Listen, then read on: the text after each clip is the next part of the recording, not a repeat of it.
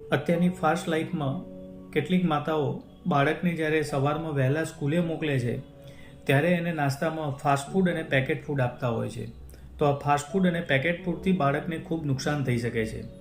મતલબ બાળક જ્યારે જન્મે ત્યારે તેમનામાં સ્ટેમ સેલ ખાસી સંખ્યામાં હોય છે. આ સ્ટેમ સેલ્સમાંથી જ આપણા heart, brain, liver, muscles, bones વગેરે ડેવલપ થતા હોય છે. હવે જ્યારે આપણા બોડીમાં ફાસ્ટ ફૂડ અને પેકેટ ફૂડ વધારે લેવામાં આવે ત્યારે એની અંદર જે ટોક્સિન રહેલું હોય છે, આ ટોક્સિનની સ્ટેમ સેલ ઉપર અસર થતી હોય છે.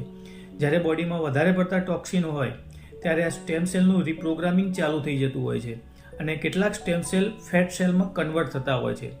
હવે જ્યારે સ્ટેમ સેલ ફેટ સેલમાં કન્વર્ટ થાય ત્યારે આવું બાળક જ્યારે મોટું થાય, એની ઉંમર 15-20 વર્ષની થાય ત્યારે તેનું વજન સખત વધી જતું હોય છે. વજન બે રીતે વધતું હોય છે. એક, જે આપણા ફેટ સેલ રહેલા હોય એની સાઇઝ મોટી થાય, અને બીજું કે નંબર ઓફ ફેટ સેલ વધે ત્યારે પણ વજન વધતું હોય છે.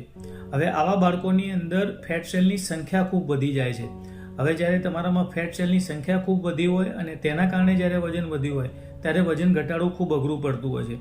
માટે દરેક માતાઓને નમ્ર વિનંતી છે કે તેમના બાળકોને કોઈ પણ પેકેટ ફૂડ અથવા તો ફાસ્ટ ફૂડ રેગ્યુલર ના આપે. ક્યારેક આપે તો ચાલે, બાકી નાસ્તામાં હેલ્ધી અને ઘરનો બનાવેલો જ નાસ્તો આપવો હિતાવહ છે.